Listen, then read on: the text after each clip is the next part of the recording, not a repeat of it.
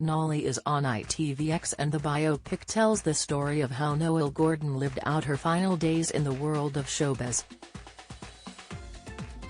Having been at the helm of Crossroads for almost 20 years, the star was devastated when she lost her job without a proper explanation. Speaking exclusively to Express.co.uk and other press about why she thought Nolly was axed. Noelle Gordon played Meg Mortimer from the show's launch in 1964 until 1981. She was one of the most famous people in Britain in her prime, but her career came crashing down with a call from the show's bosses. Without warning and with no explanation, she was simply told all good things must come to an end. Actress Helena praised the star for her ferocity, saying, "If you gave the same attributes to a man, forceful, opinionated, bossy, knew what they wanted, told everyone what to do, would it have been the same sort of problem? I don't think so. In a woman, that really narked people off. She was indomitable and unapologetic.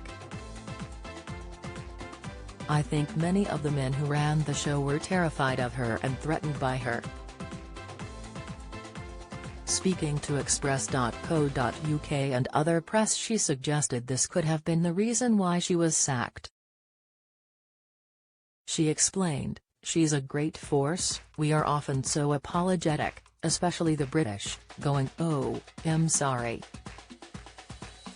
But she wasn't, she was very upfront and deeply authentic, and she wore her experience. I feel she was sacked in her prime, she was 61, she couldn't have been better at what she was doing. I suspect, I don't want to give too much away, that she was sacked because people felt threatened by her.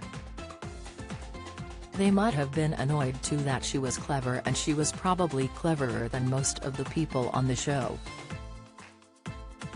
They resented her power and the fact she was right most of the time."